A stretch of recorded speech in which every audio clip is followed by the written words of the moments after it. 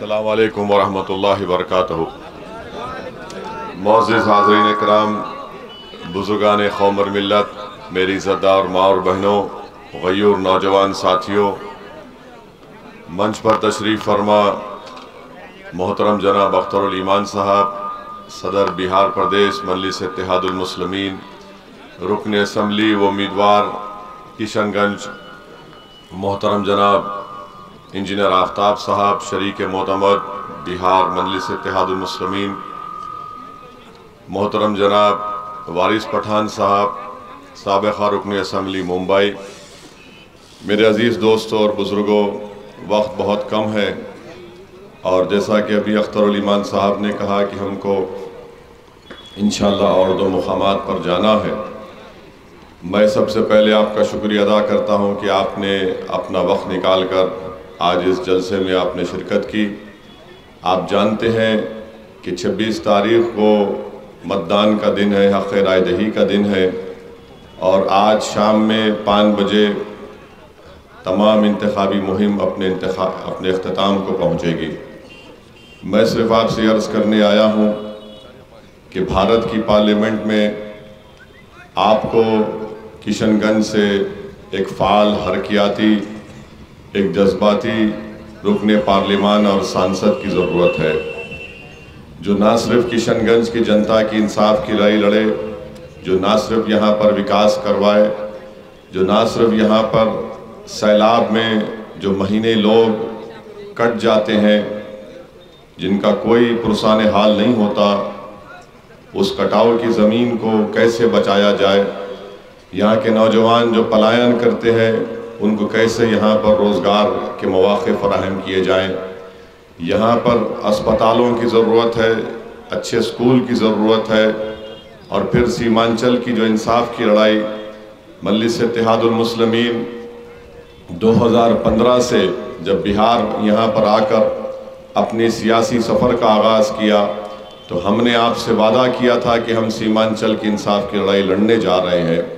तो इसलिए मेरी आपसे गुजारिश है कि किशनगंज की जनता के हक़ में ज़रूरी है कि वो जनाब अख्तरुल ईमान साहब को नहीं बल्कि वो अपने आप को कामयाब करें और आपकी कामयाबी ये होगी कि आप जनाब अख्तरुल ईमान को कामयाब करके सारी किशनगंज और सीमांचल की जनता में एक मुस्बित पैगाम दीजिए। 26 तारीख़ का इलेक्शन किशनगंज और सीमांचल की अज़मत का इलेक्शन है, तो मेरी आपसे गुजारिश है कि आप सीमांचल और किशनगंज के अज़मत में इजाफ़ा करिए। दूसरी बात जो मैं आपसे अर्ज़ करना चाह रहा हूँ, हमारे वतन अज़ीज़ में जो हालात हैं उससे आप वाकिफ़ हैं। पिछले 10 साल में और पिछले 5 साल में बीजेपी की सरकार रही, नरेंद्र मोदी देश के वज़ीर आज़म है। आपने देखा कि पार्लियामेंट के अंदर ट्रिपल तलाक़ का गलत क़ानून बनाया गया जिससे मुस्लिम ख़वातीन से नाइंसाफ़ी बढ़ रही है और उस ट्रिपल तलाक़ की मुखालिफत में 3 मरतबा अगर किसी ने पूरे दलाइल के साथ तकारीर की और उस क़ानून को हिंदुस्तान के आइन और संविधान के सामने रख कर बताया कि ये कैसे आइन के ख़िलाफ़ भी है और हमारे उसूल और हमारी तहज़ीब के ख़िलाफ़ है, तो मजलिस इत्तेहादुल मुस्लिमीन ने काम अंजाम दिया। CAA का गलत क़ानून नरेंद्र मोदी ने लेकर आया जो मज़हब की बुनियाद पर भारत की शहरियत को देता है। मजलिस इत्तेहादुल मुस्लिमीन ने बीजेपी और नरेंद्र मोदी के सामने, उनके 300 MPs के सामने, हमने पार्लियामेंट में खड़े होकर उस बिल को फाड़ दिया और बताया कि ये काला क़ानून है। और आप जानते हैं कि आज भी बीजेपी यही चाहती है कि CAA के साथ NPR NRC कराया जाए।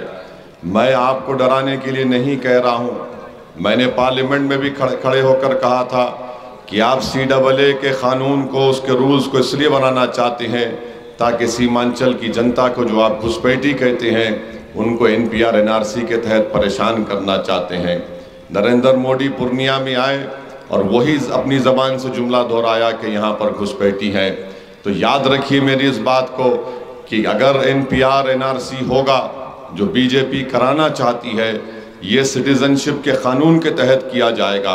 और अगर यहाँ पर किसी का नाम किसी गवर्नमेंट के दफ्तर पर एक नाम और लिस्ट लगा दी जाएगी, कोई भी ज़ैद बकर जाकर कहेगा कि अख्तरुल ईमान के नाम पर मुझे एतराज़ है, तो गवर्नमेंट हुकूमत ये कहेगी, प्रशासन ये कहेगा कि अख्तरुल ईमान अब आप अपनी शहरियत को साबित करो। मेरे अजीज़ दोस्तों और बुज़ुर्गों, ये नापाक अज़ाइम बीजेपी लेकर इस मुल्क में आगे बढ़ रही है। यूनिफॉर्म सिविल कोड का मसला है। यूनिफॉर्म सिविल कोड बीजेपी ने उत्तराखंड में उसको राइज कर दिया, उसको शुरू कर दिया। वहाँ पर क्या है उत्तराखंड में, कभी पढ़िए। और आपको एक अहम बात बता रहा हूँ, जब उत्तराखंड में यकसा सिविल कोड को नाफिज किया गया था, कानून को पास किया गया था, तो कांग्रेस ने भी उसकी तायीद की थी। उत्तराखंड के असम्बली में कांग्रेस ने भी यूनिफॉर्म सिविल कोड की तायीद की थी। अब आप यहाँ पर यकसा सिविल कोड जो उत्तराखंड में नाफिज हुआ, उसमें ये बताया गया कि आपको अगर किसी मुसलमान को शादी करना है तो निकाह से नहीं हो सकता शादी। और हम मुसलमान की शादी निकाह से होगी या किसी और तरीके से होगी, बताइए आप? निकाह से होगी ना। काजी साहब होंगे, खुतबे निकाह होगा, गवाह होगी, और फिर निकाह का एक और क्या है इसमें शर्त कि दुल्हन को महर देना होता है। अब वहाँ पर महर भी नहीं दी जा सकती। स्पेशल मैरिज एक्ट में शादी करने का कानून बन गया उत्तराखंड में, और कांग्रेस पार्टी उत्तराखंड में बीजेपी के साथ उस यकसा सिविल कोड के बिल की तायीद की है। अब आप अंदाज़ा लगा लीजिए कि कौन बी टीम है, कौन आपका दोस्त है, कौन आपका दुश्मन है। यकसा सिविल कोड का मतलब यह है कि भारत के आइन में जो हमारे को हम ये अख्तियार दिया गया, बुनियादी हक, फंडामेंटल राइट दिया गया कि अपने मज़हब पर चलें, नरेंद्र मोदी पूरे देश में यकसा सिविल कोड को नाफिज करना चाहते हैं। इससे नुकसान किसको होगा? किसकी मजहबी तशख़्ख़ुस को ख़राब कर दिया जाएगा, किसकी शनाख्त को ख़त्म कर दिया जाएगा। इसीलिए आपको ये सोचना पड़ेगा कि अगर अख्तरुल ईमान इंशाअल्लाह ताला जीत कर जाएगा तो आपके सामने कांग्रेस का उम्मीदवार है जो पिछले 5 साल से नाकारा और निकम्मा साबित हुआ है। दूसरी तरफ मास्टर मुजाहिद है। क्या ये उठकर बिल की तायीद करेगा या मुखालिफत करेगा? आप फैसला कर लो। तायीद करेगा या मुखालिफत करेगा?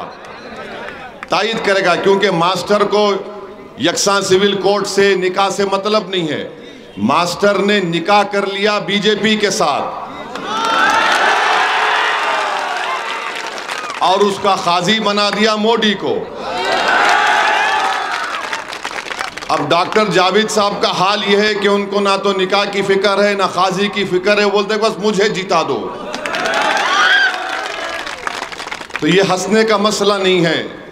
आपको हम पैगाम देकर जा रहे हैं कि ये मुस्तकबिल में ऐसा हो सकता है। अब बात घुसपैठी की बात नरेंद्र मोदी ने राजस्थान में अपने भाषण में कर दी कि भारत में जितने मुसलमान हैं, अब तो हम समझ रहे थे किशनगंज की, सीमांचल की जनता को, बल्कि अब तो पूरे भारत के मुस्लिम अक़लियत से कह रहे हैं कि घुसपैठी हैं। आप बताइए, आप लोग घुसपैठी हैं? आप लोग घुसपैठी हैं? भाई दीवार पे खड़े हैं, डरने की जरूरत नहीं। आप घुसपैठी हैं क्या? जोर से बोलिए। जब घुसपैठी नहीं है तो फिर आप क्या करेंगे?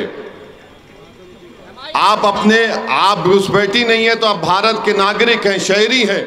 तो जो लोग आपको घुसपैठी कह रहे हैं, आपको 26 तारीख को अपने बूथ को जाकर आपके पतंग छाप पर बटन दबाने से वो निकम्मे लोग भी दब जाएंगे, और जो घुसपैठी कह रहे हैं उनको भी दबा दीजिए जमहूरी तरीके से।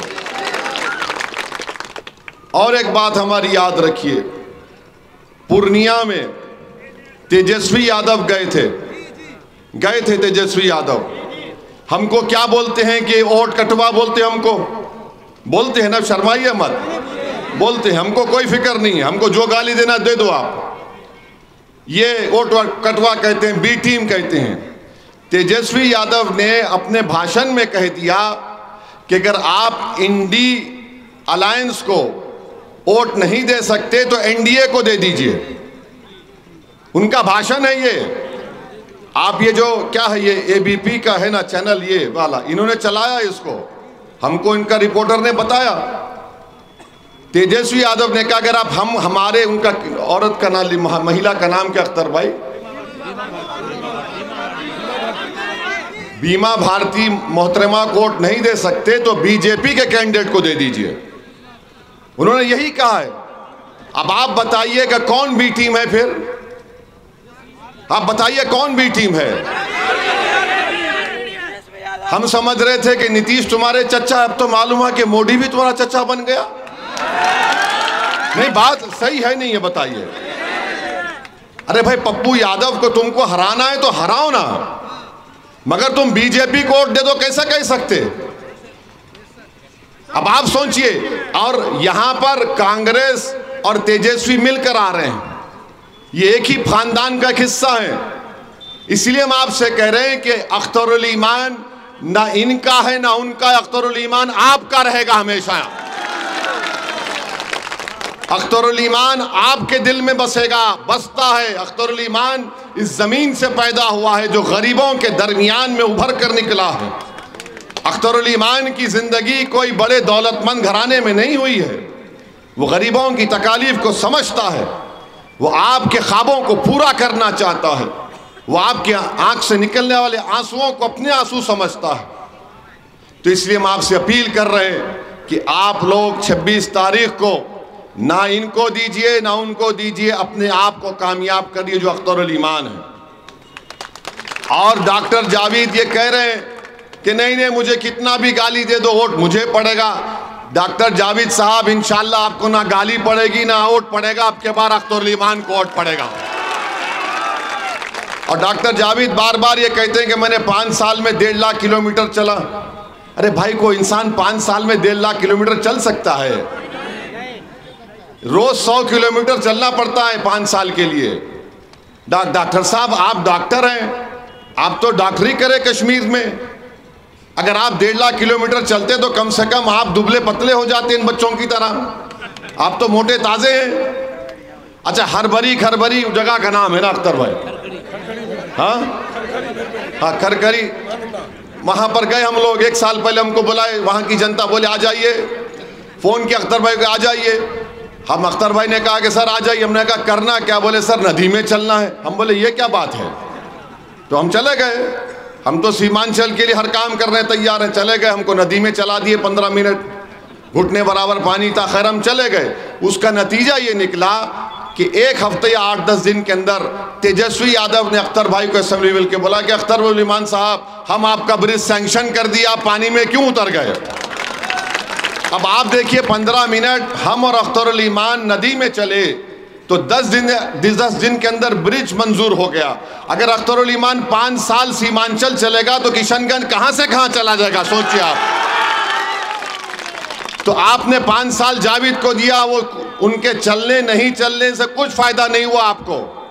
अख्तरुल ईमान को दीजिए और कामयाब करिए, यही आपको करना है। और मास्टर मुजाहिद है। मास्टर मुजाहिद का मास्टर कौन है? नरेंद्र मोदी है। मास्टर मुजाहिद का मास्टर नरेंद्र मोदी है। और याद रखिए, अगर आप इनको वोट देंगे बीजेपी को फायदा होगा। अगर आप डॉक्टर जावेद को वोट देंगे तो वो 5 साल में कहीं पर नजर नहीं आए। जब यहां पर कोविड हो रहा था, ये वारिस पठान है, उठिए वारिस साहब, खड़े हो जाइए। ये बंबई के एमएलए थे। इन्होंने सीमांचल की सरजमीन के लोग जो मुंबई में फंसे थे कोविड में, कई ट्रेनों में रख डाल के उनको भिजाया यहां पर किशनगंज को। डॉक्टर साहब ने आपको नजर आए कोविड में? जब नजर नहीं आए तो 26 को भी नजर नहीं आना चाहिए आपको। और आपसे अब नरेंद्र मोदी के हम बताना चाह रहे हैं, नरेंद्र मोदी की बात पर ख़त्म करते हैं। हमारे साथ नारा लगाइए। हम आज सुबह में कुछ लिख कर लाए। हमको बड़ी तकलीफ हो रही थी कि एक देश का प्रधानमंत्री रहकर वो कैसे 17 करोड़ मुसलमानों को घुसपैठी कह सकता है। वो कैसे कह सकता है कि हमारी माँ और बहनें ज़्यादा बच्चे पैदा कर रही हैं, जो झूठ है। मुस्लिम ख़वातीन का फर्टिलिटी रेट गिरा है। ये सब झूठ नरेंद्र मोदी कह रहे हैं। और इन नरेंद्र मोदी की एक ही गारंटी है कि मुसलमानों से नफरत की गारंटी। ये बात याद रख लीजिए। तो हम लिख कर लाए हैं, तो आप लोग ज़रा हमारे साथ बोलिए। हमारे साथ आपको बोलना पड़ेगा, सुनो मोदी। जोर से बोलिए, सुनो आरएसएस, सुनो भाजपा। हम भारत के मुसलमान हैं, हम घुसपैठिया नहीं हैं। जोर से बोलिए, हम घुसपैठिया नहीं हैं। हम घुसपैठिया नहीं हैं। हम अल्लाह की मर्जी से भारतीय हैं, तुम्हारी खैरात से नहीं है। फिर से बोलिए, तुम्हारी खैरात से नहीं है। जब तक जिंदा हैं सर ऊंचा करके रहेंगे, जब गुजर जाएंगे तो सीना तान कर इस जमीन में दफन हो जाएंगे। तो 26 तारीख को जिंदगी का सबूत देंगे नहीं देंगे? जिंदगी का सबूत देंगे 26 तारीख को। पतंग छाप पर बटन दबेगा, सीमांचल की किस्मत बदलेगी। अस्सलाम वालेकुम व रहमतुल्लाहि व बरकातहू।